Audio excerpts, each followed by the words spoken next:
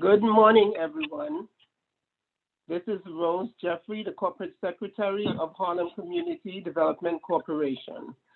I would like to welcome everyone to the meeting and ask that you please mute your phone and keep it muted unless you're speaking. For the record, before we begin, I'll be taking a roll call of the directors to ensure we have a quorum present. If you're on the line, please say present when you hear your name. Maria Teresa Arce, Jalissa Quigley for Sean Abu, Council Member. Present. Michelle Cruz for Diana Ayala, Council Member.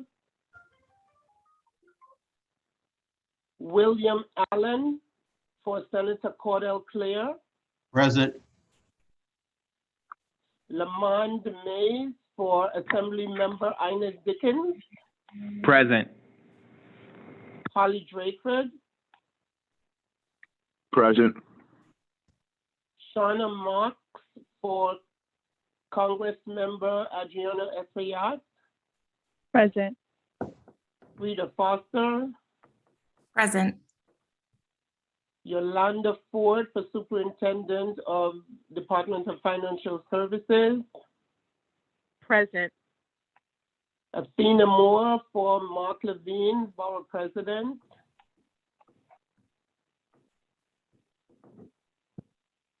Athena, are you there? Present. I'm sorry, you didn't hear me? Okay, thank you. Gabrielle Lewinsky for Assembly Member Daniel O'Donnell. Present. Dana Reed. Present. Terrell Brock for Senator Jose Serrano. Present. Ernestine Bell Temple for Assembly Member Al Taylor. Present. Hello, this is Maria Arce. Thank you, Maria. Okay, thank you. We'll note. Deneen Brown for Commissioner Ruthann Venesca. Present. Thank you. Okay, and staff members, we have Richard Dorado, Curtis Archer, Sankar Singh, Destiny Burns, Colleen Turner Beverly, Victoria Gordon, and Rose Jeffrey. Thank you all. We now have a quorum. I'll now turn this meeting over to Frida Foster, acting chair for today's meeting. Frida? Thank you, Rose. Good morning. My name is Frida Foster, and I'm honored to serve as chair for today's meeting. Before we get started, I remind everyone, please mute and keep your phones on mute until you are ready to speak. And when and if you do speak, please be sure to state your name clearly at the start. I now call to order the meeting of the directors of the Harlem Community Development Corporation for Friday, February 11th, 2022.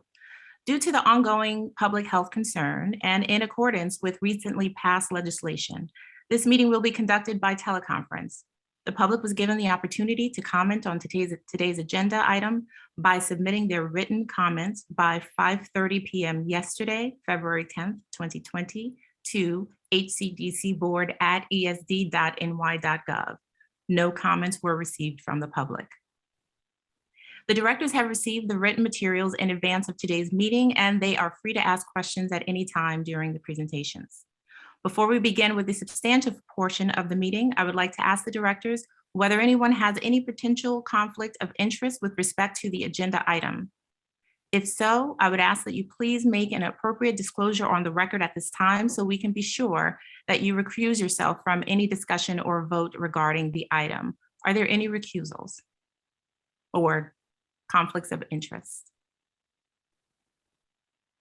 Okay. Hearing none, the foregoing has been noted for the record. And our first order of business is the approval of the minutes for the Board of Directors meetings held on July 30th, 2021 and October 29th, 2021. May I have a motion for the approval of the minutes? This is Holly Drake Ford. I am making the motion for the approval of the minutes. Thank you, Holly. Is there a second? Deneen Brown, second. Thank you, Deneen. It's been moved and seconded. All those in favor, please respond by here. Or aye. Aye. Aye. Are there any opposed? Thank you. That the minutes are approved. Up next is Ms. Victoria Gordon, who will present the request for authorization to enter into contract with Luxentech Inc. for window replacement services at 428 East 117th Street. Ms. Gordon. Good morning, everyone. Thank you, Frida. This morning, I am asking for the authorization for Harlem CDC to enter into a window replacement contract with Luxentech Inc., a window replacement company located in Maspeth, New York. This project will replace 284 windows at a 35-unit residential property at 428 East 117th Street. The owner of the property is Mutual Housing Association of New York, 2004 HDFC, and the amount of the contract is not to exceed $355,421, with $323,110 being the actual contract amount and a 10% contingency of $32,311. Amen. Reservation will fund up to $210,000 of this project, and $145,421 will be the owner's contribution. That is the landlord of the property. I want to say that yes, these windows seem to be very expensive, but they are a different type of window that we normally use. Weatherization is now moving into a phase of trying to do a better quality window. This is an actual UPVC window where the sash and parts of the window are no longer aluminum, but made out of UPVC material. And the glass on the window is also something that will prevent heat loss. So it's an energy efficient type of window, and it is a little bit more pricey. Hence the amount of the contract that we are asking for you to approve today. If there are any questions, I would be happy to answer them. Thank you, Ms. Gordon. Are there any questions from the directors? Yeah, I have a question. May I state your name, please? William Allen. Oh, hello, William. Your question. Is the vendor a minority or woman-owned company? The vendor is not a minority company. We have minority companies on our list, and we send them out with our request for bids. But we usually do not get responses. So far for this contract, we did not get a response from any minority company. Are there any other questions? Okay. This is Holly Drake Ford. I was wondering, so this went out to open bid, or how are these guys selected? Yes, it is an open bid of the people that are on our bidders list. Okay, so that's the second list then. If you're not MWB, then there's a bidders list. All right, so these guys got the bid. Okay. Is that, okay. Are there any other questions? All right, hearing none, is there a motion for approval for this item?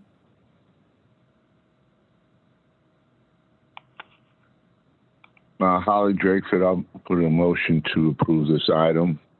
Thank you, Holly. Replacement of windows. Thank you, Holly. May I have a second?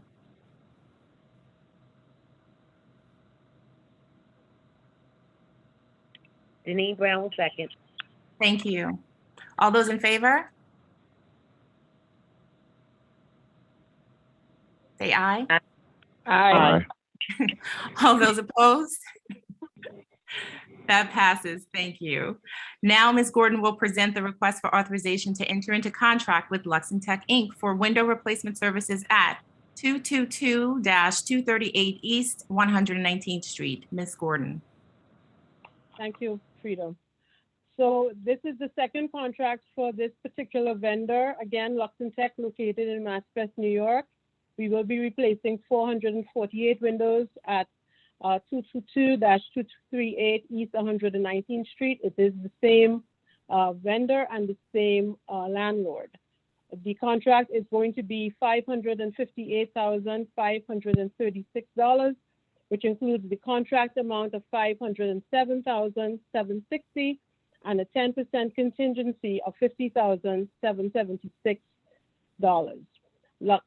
Reservation will fund up to $360,000 of this cost, and $198,536 will be owner's contribution. If there are any questions about this, I would be happy to answer.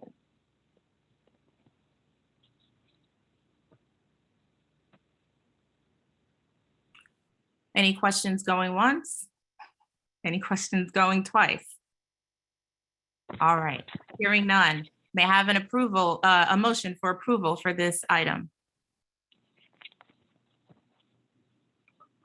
Holly This is Dana Drakeford. Reed, so, oh, go ahead. Go ahead, Dan. Go ahead, Dan. Ladies first. This is Dana Reed, so moved. This is Holly Drakeford. I second it. Thank you very much. All those in favor, please say aye. Aye. Aye. Are there any opposed? Thank you. Thank you, Ms. Gordon.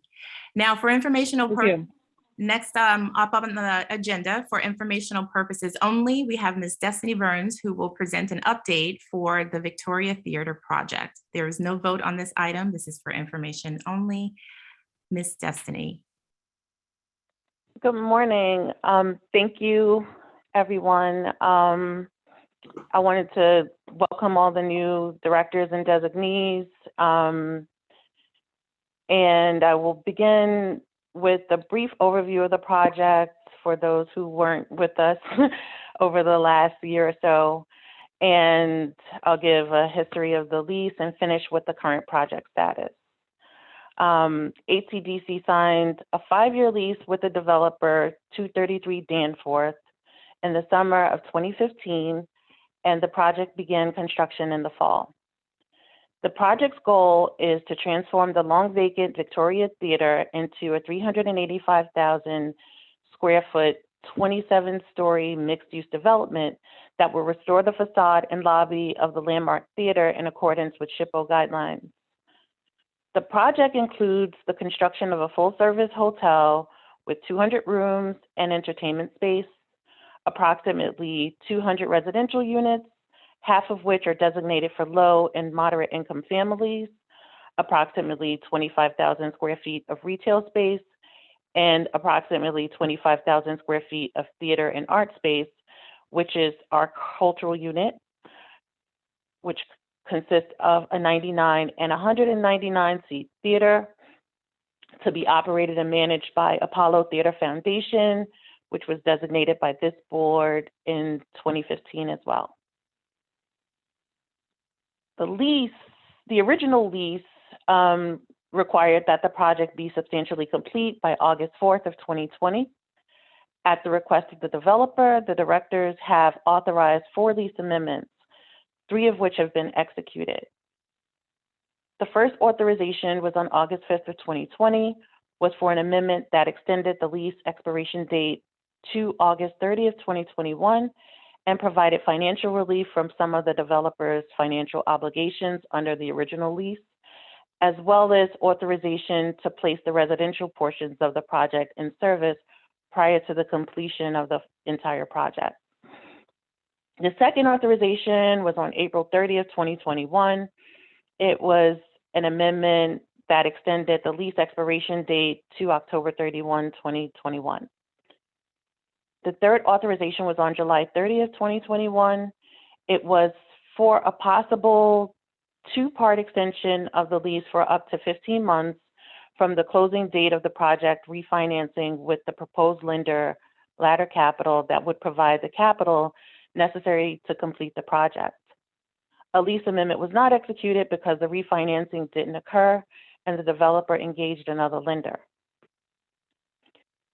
At our October 30th, 2021 meeting, the directors authorized HCDC to amend the lease term as necessary for an extension to a date no later than February 28th, 2022, allowing up to the requested 4 months to permit the developer a reasonable period of time to negotiate and close on its proposed refinancing and submit outstanding documents to ESD's Office of Contractor Supplier Diversity.